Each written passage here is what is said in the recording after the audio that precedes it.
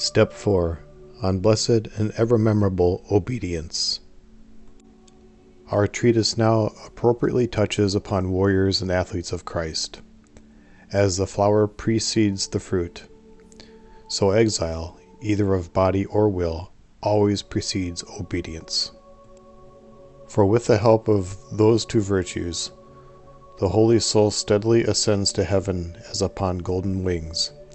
And perhaps it was about this that he who had received the Holy Spirit sang, "Who will give me wings like a dove, and I will fly by activity, and be at rest by divine vision and humility." But let us not fail, if you agree, to describe clearly in our treatise the weapons of these brave warriors, how they hold the shield of faith in God and their trainer, and with it they ward off, so to speak, every thought of unbelief and change of place, how they constantly raise the drawn sword of the Spirit and slay every wish of their own that approaches them, how, clad in the iron armor of meekness and patience, they avert every insult and injury and missile. And for a helmet of salvation, they have their superior's protection through prayer, and they do not stand with their feet together, for one is stretched out in service and the other one is immovable in prayer. Obedience is absolute renunciation of our own life, clearly expressed in our bodily actions, or conversely, obedience is the mortification of the limbs while the mind remains alive. Obedience is the unquestioning movement, voluntary death, a life free of curiosity, carefree danger, unprepared defense before God, fearlessness of death, a safe voyage, a sleeper's progress. Obedience is the tomb of the will and the resurrection of humility. A corpse does not argue nor reason as to what is good or what seems to be bad, for he who has devoutly put the soul of the novice to death will answer for everything. Obedience is the abandonment of discernment and a wealth of discernment. The beginning of the mortification, both of the soul's desire and of the bodily members, is much hard work. The middle is sometimes laborious and sometimes not laborious, but the end is insensibility and insusceptibility to toil and pain. Only when he sees himself doing his own will does the blessed living corpse feel sorry and sick at heart, and he fears the responsibility of using his own judgment. You that have decided to strip for the arena of this spiritual confession, you that wish to take on your neck the yoke of Christ, you that are therefore trying to lay your own burden on another's shoulders, you that are hastening to sign a pledge that you are voluntarily surrendering yourself to slavery, and in return want freedom written to your account, you that are being supported by the hands of others as you swim across the great sea, you should know you have decided to travel by a short but rough way from which there is only one erring path, and it is called self-rule. But he who has renounced this entirely, even in things that seem to be good and spiritual and pleasing to God, has reached the end before setting out on his journey. For obedience is distrust of oneself in everything, however good it may be, right to the end of one's life. When motives of humility and real longing for salvation incite us to bend our neck and entrust ourselves to another in the Lord, before entering upon this life, if there is any cleverness and prudence in us, we ought to first question and examine, and even, so to speak, test our helmsman, so as not to mistake the sailor for the pilot, a sick man for a doctor, a passionate for a dispassionate man, the sea for the harbor, and so bring about speedy shipwreck of our soul. But when we once have entered the arena of piety in obedience, we must no longer judge our good manager in any way at all, even though we may perhaps see in him some slight failings, since he is only human. Otherwise, by sitting in judgment, we shall get no profit from our subjection. It is absolutely indispensable for those of us who wish to retain undoubting faith in our superiors to write on their good deeds indelibly in our hearts and constantly remember them, so that when the demons sow among us the lack of faith in them, we may be able to silence them by what is preserved in our memory. For the more faith flourishes in our heart, the more alacrity the body has in service. But he who has stumbled on distrust has already fallen. For all that does not spring from faith is sin. The moment any thought of judging or condemning your superior occurs to you, leap away from it as from fornication. Whatever you do, give that snake no license, no place, no entry, no power. But say to that serpent, "Listen, deceiver, I have no authority to judge my superior, but he has been appointed to sit in judgment on me. It is not I who am to be his judge, but he is deputed to be mine." The fathers have laid down that solemnity is a weapon, and prayer is a wall, and honest tears are a bath. But blessed obedience in their judgment is confession of faith, without which no one subject to passions will see the Lord. He who submits himself passes sentence on himself. If his obedience for the Lord's sake is perfect, even if it does not seem perfect, he will escape judgment. But if he does his own will in some things, then although he considers himself obedient, he lays the burden on his own shoulders. It is good if the superior does not cease reproving him. But if he is silent, then I do not know what to say. Those that submit themselves to the Lord in simplicity run the good race without provoking the cunning of the demons against themselves by exacting investigations. First of all, let us make confession to our good judge, and to him alone, but if he orders, then to all. Wounds displayed in public will not grow worse, but will be healed. About a thief who repented. Terrible indeed was the judgment of a good judge and shepherd, which I once saw in a monastery. For while I was there, it happened that a thief sought for admission to the monastic life. And that most excellent pastor and physician ordered him to take 7 days of complete rest, just to see the kind of life in that place. When the week had passed, the pastor called him and asked him privately, "Would you like to live with us?" And when he saw that he agreed to this with all sincerity, he then asked him what evil he had done in the world. And when he saw that he readily confessed everything, he tried him still further and said, "I want you to tell this in the presence of all the brethren." But he readily did hate the sin, and scorning all shame, without the least hesitation he promised to do it. "And if you like," he said, "I will tell it in the middle of the city of Alexandria." And so the shepherd gathered all his sheep in the church to the number of 230, and during the divine service, for it was a Sunday, after the reading of the gospel, he introduced the irreproachable convict. He was dragged by several of the brethren, who gave him moderate blows. His hands were tied behind his back, and he was dressed in a hair shirt. His head was sprinkled with ashes. All were astonished at the sight, and immediately a woeful cry rang out, for no one knew what was happening. Then the thief appeared at the doors of the church. That holy superior who had such love for souls said to him in a loud voice, "Stop! You are not worthy to enter here." Dumbfounded by the voice of the shepherd coming from the sanctuary, for he thought, as afterwards assured us with oaths, that he had heard not a human voice, but thunder, he instantly fell on his face, trembling and shaking all over with fear. As he lay on the ground and moistened the floor with his tears, this wonderful physician, using all means for his salvation, and wishing to give all an example of saving and effectual humility, again exhorted him, in presence of all, to tell in detail what he had done. And with terror he confessed, one after another, all his sins, which revolted every ear, not only sins of the flesh, natural and unnatural, with rational beings and with animals, but even poisoning, murder, and many others, which it is not lawful to hear or commit to writing. And when he had finished his confession, the shepherd at once allowed him to be given a habit and numbered among the brethren.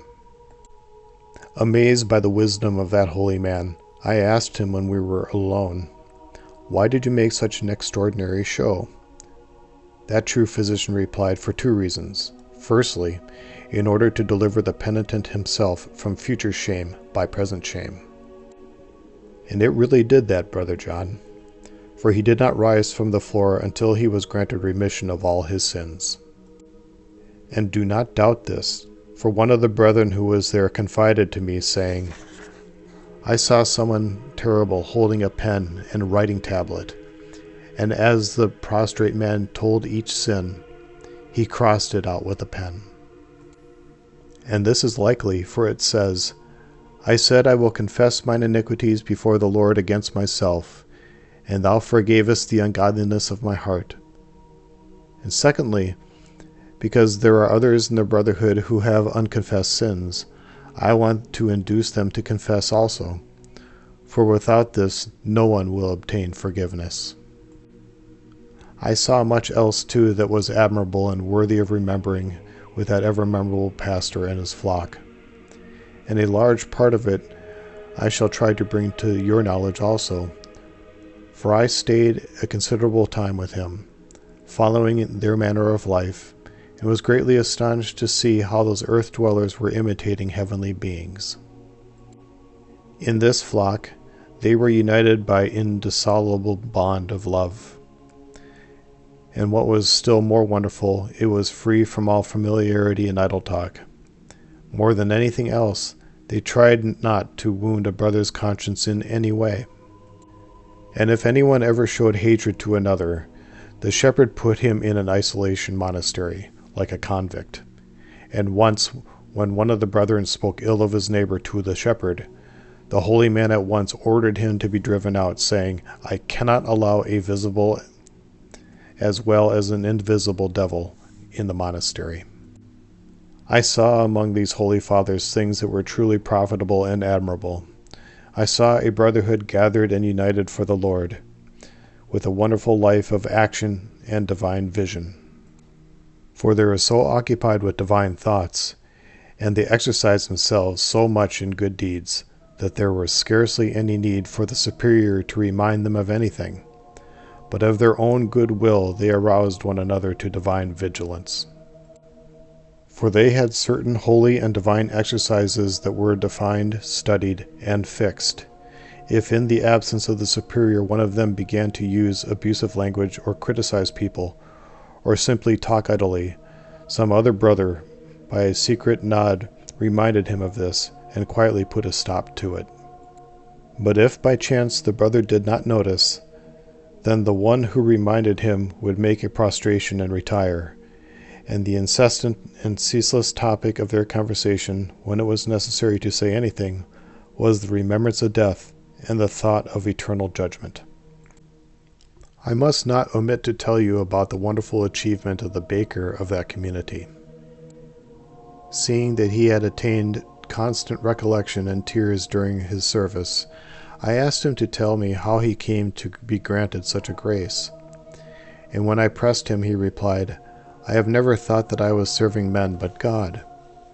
And having judged myself unworthy of all rest, by this visible fire I am unceasingly reminded of the future flame." Let us hear about another surprising attainment of theirs. For not even in the refectory did they stop noetic activity, but according to a certain custom, these blessed men reminded one another of interior prayer by secret signs and gestures. And they did this not only in the refectory, but at every encounter and gathering. And if one of them committed a fault, he would receive many requests from the brothers to allow them to take the case to the shepherd and bear the responsibility and punishment. That is why this great man, on learning that his disciple did this, inflicted lighter punishments, knowing that the one punished was innocent, and he did not even inquire who had actually sustained the fall. Could any hint of idle talk and joking exist among them? If one of them began a dispute with his neighbor, Then another, passing by, assumed the role of penitent, and so dissolved the anger. But if he noticed that the disputants were spiteful or revengeful, he would report their quarrel to the father occupying the second place after the superior, and prepare the ground for their mutual reconciliation before sundown. But if they continued to be obstinate, they would either be punished by being deprived of food until they were reconciled, or else be expelled from the monastery. And it is not in vain that this laudable rigor is brought to perfection among them, for it bears and shows abundant fruit. And among these holy fathers, many became proficient both in active life and clairvoyance, both in discernment and humility. And there was to be seen among them an awful angelic sight, venerable, sacred, and white-haired men running about in obedience like children, and glorifying in their humiliation. There I have seen men who have spent some 50 years in obedience, and when I asked them to tell me what consolation they had gained from so great a labor, some of them replied that they had attained to humility's abyss, by which they had permanently repelled every assault. Others said that they had obtained complete insensibility and freedom from pain in calumnies and insults. I have seen others of those ever-memorable fathers in their angelic white hair attain to their own volition to the deepest innocence and to wise and divinely achieved simplicity. Just as an evil man is somewhat double, one thing outwardly and another inwardly, so a simple person is not something double, but is something of unity. Among them there are none who are fatuous and foolish, like old men in the world who are commonly said to be in their dotage. On the contrary, outwardly they are utterly gentle and kindly, radiant and sincere, and they have nothing hypocritical, affected, or false about them, either in speech or character, a thing not found in many. And inwardly in their soul, like innocent babes, they make God himself, and their superior their every breath. And the eye of their mind keeps a vigorous and strict watch for demons and passions. The whole of my life, dear and reverend Father and God-loving community, would be insufficient to describe the heavenly life and virtue of those blessed monks. But yet it is better to adorn our treatise to arouse you to zeal in the love of God by their most laborious struggles than by my own paltry counsels. For without any contradiction, the less is adorned by the better. Only this I ask, that you should not imagine that we are inventing what we write, for such a suspicion would detract from its value. But let us continue again what we were saying before. About Isidore. A certain man called Isidore, of magisterial rank, from the city of Alexandria, had recently renounced the world in the above-mentioned monastery, and I found him still there. That most holy shepherd, after accepting him, found that he was full of mischief, very cruel, sly, fierce, and arrogant. But with human ingenuity, that most wise man contrived to outwit the cunning of the devils, and said to Isidore, "If you have come to take upon yourself the yoke of Christ, then I want you first of all to learn obedience. As iron to the smith, so I surrender myself in submission to you, Holy Father."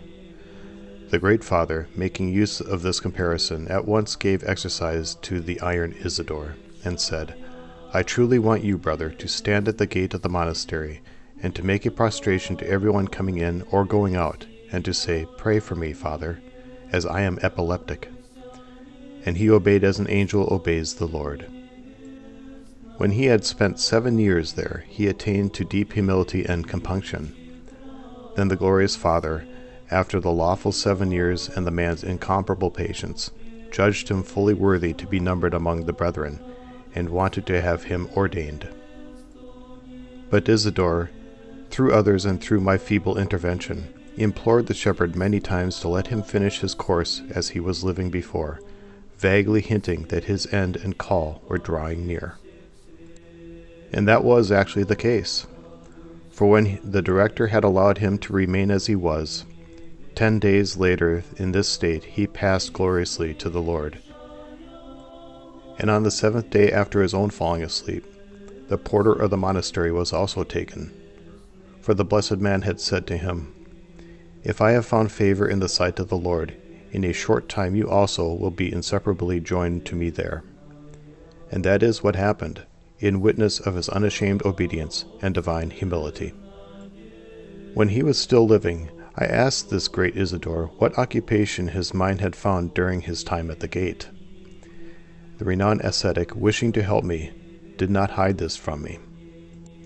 "In the beginning," he said, "I judged that I had been sold into slavery for my sins, and so it was with bitterness, and with great effort, and it is with blood that I made the prostration. But after a year had passed, my heart no longer felt sorrow, and I expected a reward for my patience from God himself.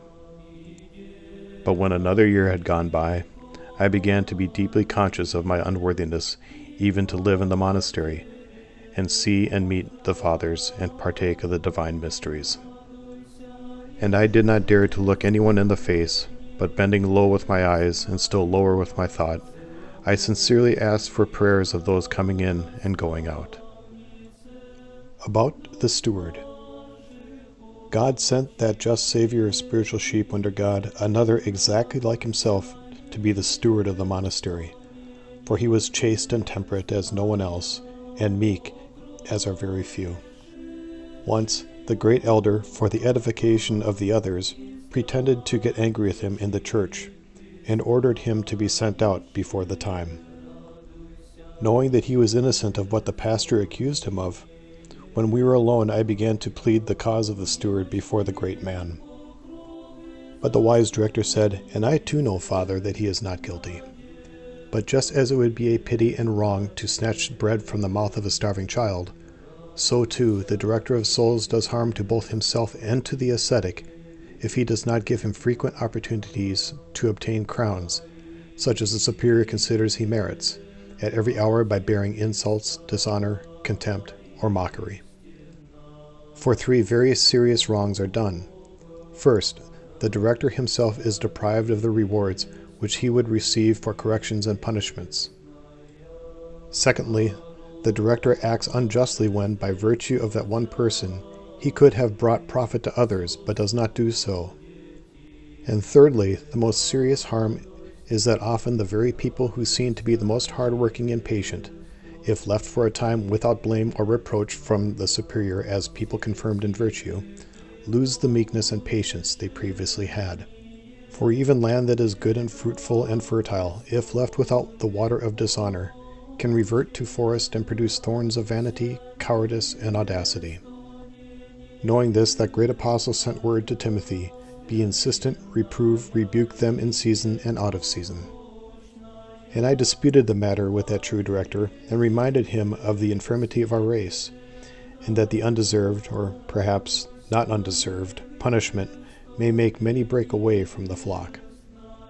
Again that temple of wisdom said, "A soul attached to the shepherd with love and faith for Christ's sake will not leave him even if it were at the price of his own blood, especially if he has received through him the healing of his wounds, for he remembers him who says, 'Neither angels nor principalities, nor powers, nor any other creature can separate us from the love of Christ.' But if the soul is not attached, bound, and devoted to the shepherd in this way, then I wonder if such a man is not living in this place in vain, for he is united to the shepherd by a hypocritical and false obedience. And truly this great man is not deceived, but he has directed, led to perfection, and offered to Christ unblemished lambs." About Abba Cyrus. Let us hear and wonder at the wisdom of God found in earthen vessels. When I was at the same monastery, I was amazed at the faith and patience of the novices, and how they bore rebukes and insults from the superior with invincible fortitude, and sometimes even expulsion, and endured this not only from the superior, but even those far below him. For my spiritual edification, I questioned one of the brothers called Abba Cyrus, who had lived 15 years in the monastery. For I saw that almost all greatly maltreated him, and those who served drove him out of the refectory almost every day because the brother was by nature just a little too talkative. And I said to him, Brother Abasiris, why do I see you being driven out of the refectory every day, and often going to bed without supper? And he replied, Believe me, Father, my fathers are testing to see whether or not I am a real monk. But they are not doing this in real earnest. And knowing the great man's aim and theirs, I bear this without becoming downcast. And I have done so now for 15 years.